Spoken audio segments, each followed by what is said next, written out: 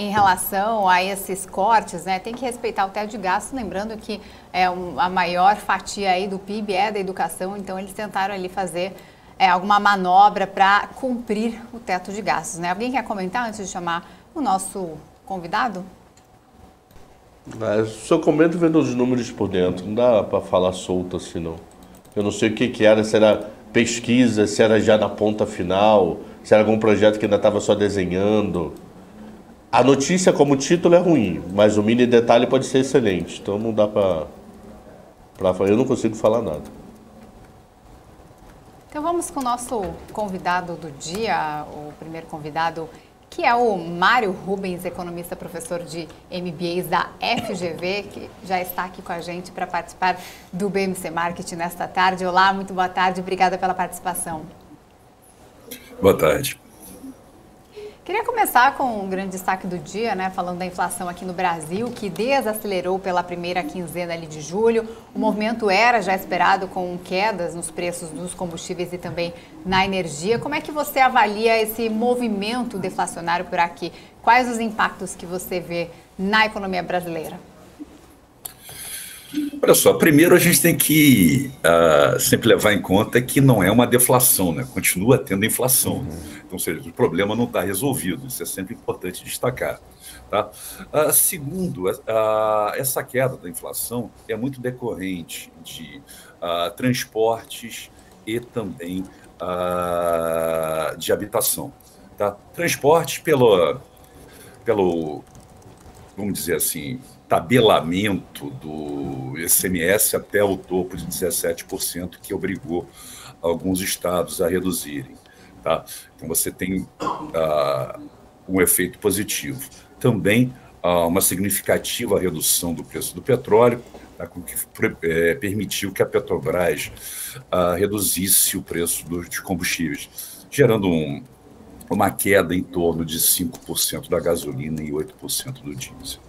Tá?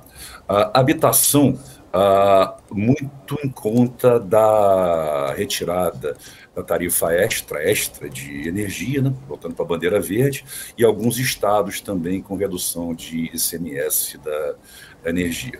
Esses são os impactos positivos. Agora, dos itens do IPCA, essa prévia de inflação do mês, foram os dois únicos que caíram, né? Então parece assim que é uma queda meio artificial. A gente, às vezes, quer dizer, a gente não tem certeza se isso vai continuar quando os efeitos, essas medidas pararem de ser utilizadas, ou seja, no final do ano. Agora, por outro lado, pelo lado ruim, o vestuário subiu bastante. O vestuário tem um impacto pequeno, mas o maior de todos é a alimentação. A alimentação que teve um pulo de 1,16%, de junho para julho, tá? Isso gera um impacto positivo de 0,25% do IPCA 15, tá? Para vocês terem uma ideia, o transporte deu um impacto negativo, seja para baixo, de menos 0,24%, e a habitação de 0,12%, sendo que o transporte reduziu de junho para julho 1,08% e a habitação 0,78%, tá? A alimentação é o grande problema, né? E destaque-se o leite, né? Que no ano já tem um aumento acumulado de mais de 50%. E no mês, um aumento de 22,27%. Então, isso impacta em leite e todos os derivados do leite, queijos, requeijão, etc. Tá? Esse é um problema. E é um problema que, eu insisto, não é de demanda, é de custos. Tá? Como assim? O preço do leite tem 4 componentes que são responsáveis para isso, basicamente. Tá? Que são as mudanças climáticas, ou seja, o excesso de chuva no Nordeste e a seca no Sul. Tá? Isso influi na qualidade de milho e soja, que são a ração básica do gado. Segundo, a guerra na Ucrânia, tá? que encarece fertilizantes e também faz subir o preço das commodities, ou seja, soja e milho, já fica mais caro produzir. A alta da energia elétrica, isso porque as máquinas que retiram o leite são movidas por energia elétrica e também o esfriamento do leite é movido por energia elétrica. Tá? E o petróleo.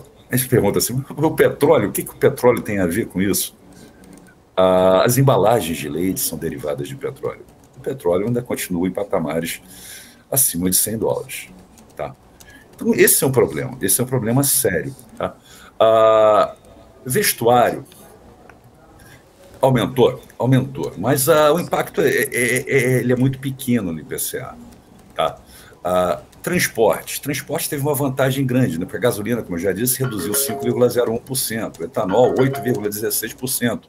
Mas, em contrapartida, as passagens aéreas subiram 8,13%. Tá?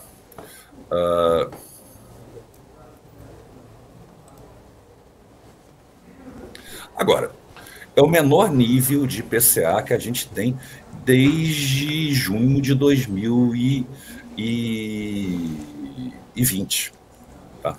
Ou seja, no auge da pandemia, né, no momento de retração bastante grande. Tá? Não dá para comemorar,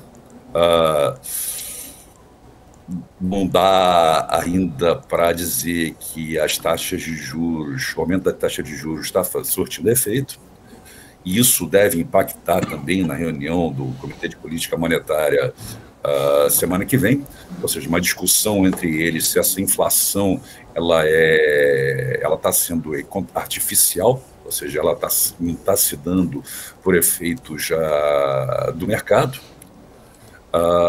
mas esperamos, né? Pessoal, a ata do Banco Central colocou que eles devem fazer colocou que eles farão um aumento ou de igual magnitude ou menor. Tá?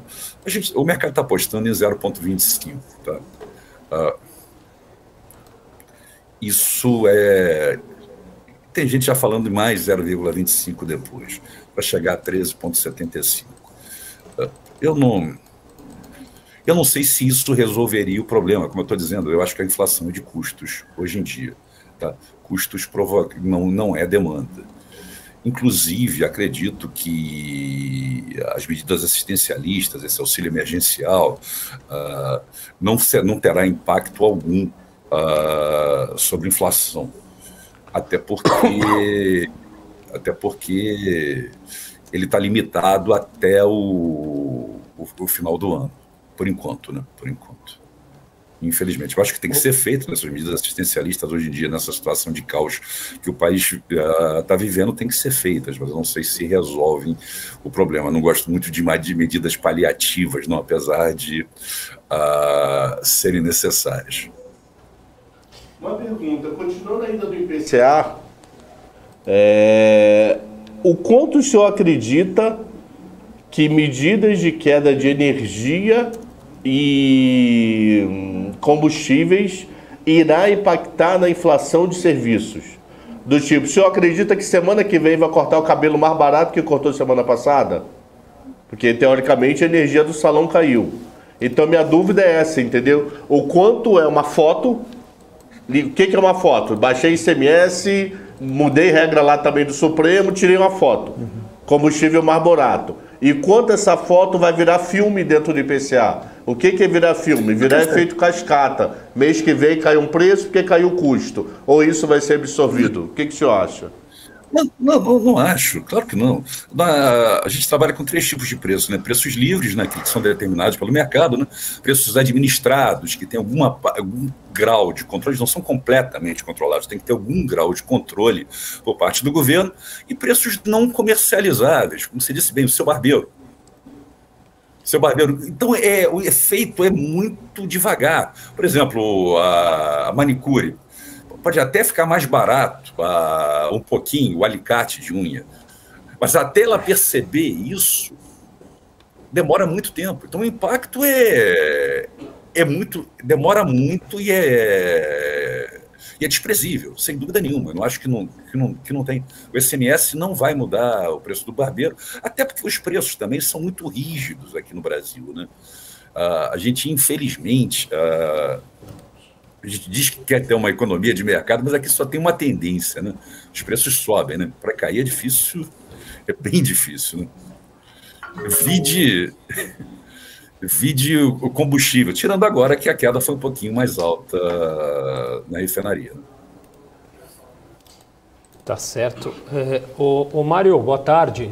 E o Boa FMI, tarde. hein, que projetou crescimento aí do PIB, né, do Brasil nesse relatório divulgado hoje, estimativa aí ficar próxima das expectativas, né, do mercado.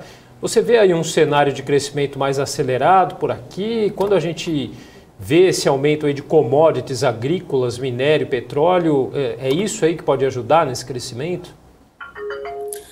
Olha só, eu acho que não. Eu acho que não. Eu acho que a gente vai ter uma retração mundial. Tá? A China, o crescimento da China foi bem menor do que o esperado. A Europa está desacelerando bastante.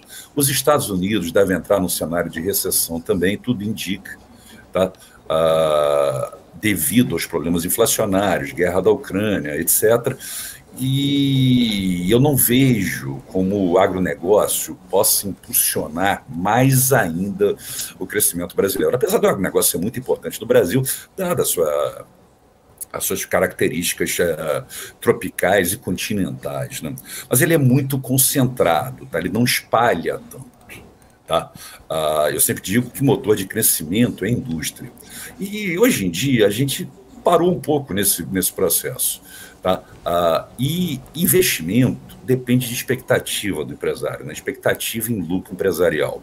E eu acho que num período eleitoral agora, como está tendo, e dadas as situações todas, é muito difícil que esse investimento se faça, então eu não vejo nenhum pulo de investimento. O que eu vejo é o seguinte, é o que foi feito um pouquinho antes, vai ser colocado agora e vai gerar um grau de crescimento. Agora, esse crescimento é decorrente de quê? De uma base muito pequena, né? Ou seja, a gente retraiu muito. Retraímos antes da pandemia e retraímos na pandemia, né? Ou seja, a gente ainda não recuperou os nossos patamares de 2014, 2013, 2014.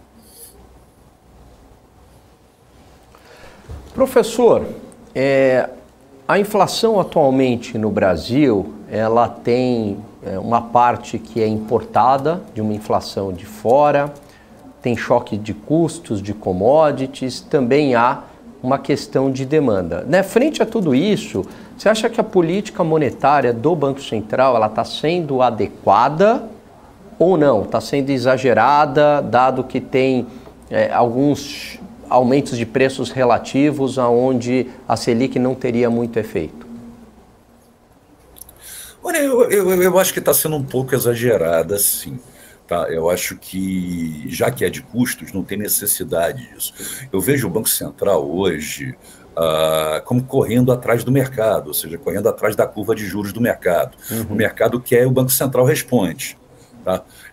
Eu acho que isso vai gerar uma situação de maior recessão, que obviamente vai parecer que está resolvendo o problema inflacionário, mas não está. Não está. Pelo outro lado, você está agravando a situação de crescimento econômico.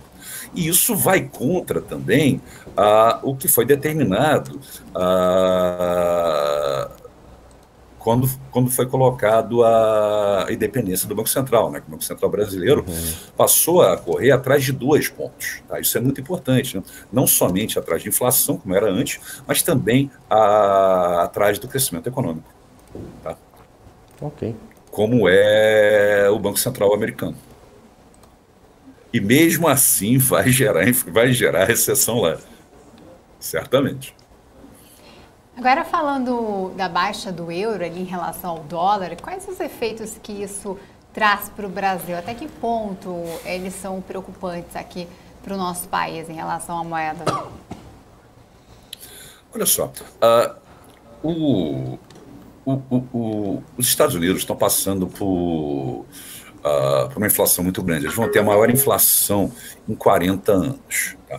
O Banco Central está aumentando a taxa de juros de 0,25, hoje está em 1,75. Deve aumentar amanhã, possivelmente 75 pontos base, ou até 100 pontos base, ou seja, botar mais 0,75 ou botar mais 1% em cima da taxa de juros. Tá?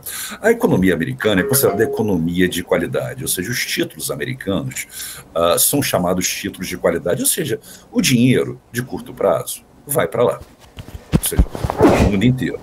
A Europa está começando uma recessão bastante grande, provocada por quê? Pela guerra da Ucrânia, pela velocidade de recuperação pós-pandemia, tá? Que isso também gera um problema de custos, ou seja, as empresas não conseguiram acompanhar a rápida retomada, tá? E o dinheiro também vai saindo de lá, tá? As restrições também impostas à Rússia, problemas de gás, petróleo, vão agravando a situação. Tá? O que isso acontece? Aqui no Brasil a gente não muda muito. Tá? O dinheiro vai para os Estados Unidos, ou seja, o real vai depreciar, ou seja, vai subir mais. Tá? Isso gera problemas aqui, inflacionários, principalmente pelas commodities, tá? Porque são pautadas em dólar, tá? E encarece também, do lado da zona do euro, encarece as importações brasileiras. Ou seja, os produtos importados da Europa importados da Europa do Brasil acabam ficando mais caros. Tá? E isso eles são sensíveis, extremamente sensíveis, principalmente a Alemanha. Tá? Então isso pode gerar algum problema para a gente, sim. Agora, Mário, o principal parceiro aí comercial do Brasil, né, a China, aí vai crescer menos neste ano, né? Depois de uma expansão aí de 8,1% em 2021, né? As projeções aí do FMI e também a OCDE sinalizam aí expansão bem menor, aí 4,4%, né? Já o Itaú projeta um crescimento de 4,2%, aí uma pouca diferença. Nessa que é a segunda maior economia global, né? Os reflexos aí, no entanto, já estão sendo sentidos aí pela economia brasileira. De que maneira, né, essa desaceleração acaba impactando para a gente, né? Como que o consumidor aí na ponta pode perceber essa diferença, se é que percebe? Olha só, vamos lá, vamos deixar isso claro. É um crescimento de 4,1%, né? 4,2%. A gente está falando aqui no Brasil de um crescimento de 1,7%. Isso sem retração em nenhum momento. Tá? Então ainda é um negócio pungente à beça. Só que não é importante dizer assim, tão grande. Então não é tão grande, o que acontece? Diminui as expectativas, diminui investimento, diminui contratação, diminui emprego, possibilidade de geração de emprego, eu prefiro dizer assim, tá? Infelizmente. Isso no mundo inteiro, isso afeta o mundo inteiro, ainda mais no momento de inflação alta, momento de recessão. Então, a recuperação da economia brasileira e recuperação mundial, dado que o driver motivador disso hoje em dia tem sido muito a China, diminui bastante. Tá? Demora mais para acontecer, infelizmente. Gani, quer claro. Professor, num cenário de... o senhor pintou aí de recessão, né? Por conta do menor crescimento europeu envolvendo guerra Rússia e Ucrânia, desaceleração do crescimento chinês, possibilidade de recessão nos Estados Unidos, o quanto que o Brasil estaria descorrelacionado disso ou não? A gente seria fortemente impactado aí já pensando para 2023? A gente seria impactado, sem dúvida nenhuma a gente seria impactado. Eu não vejo, e fortemente? Fortemente depende da atuação que o próximo governo irá ter. Tá? Qualquer que for, obviamente. Claro. Se criar algum plano para tentar reativar a economia, tentar montar alguma coisa, eu digo principalmente em política industrial. Tá? Eu acho que isso é coisa que esse país está mais precisando hoje em dia. Tá? Eu acho que isso é fundamental. Agora, impactos, certamente, já que nós somos um país de agronegócio exportador, a gente vai ser impactado. E essa política industrial, o senhor tem alguma ideia de como, o que seria interessante o país fazer? Isso depende de cada governo. Eu acho que tem que ter um desenho próprio, mas eu acho que tem que ser feita alguma coisa. Tá? Tem que ser feito alguma coisa para gerar investimento industrial nesse país. Então. Tá? Que isso que gera o efeito multiplicador forte no PIB, gera crescimento, gera renda, gera crescimento. E mais que tudo, setor de serviços, eu sempre insisto com isso, não existe sem indústria. A indústria depende do setor de serviços. Tá? E o nosso maior PIB é serviços. Então, para a gente gerar mais serviços, a gente precisa de indústria. Mais indústria. Tá certo, quero agradecer a participação do Mário Rubens, que conversou nesta tarde aqui com a gente no BMC Marketing. Mário Rubens, que é economista e professor de MBAs da FGV. Muito obrigada pelas explicações, Mário, desculpa.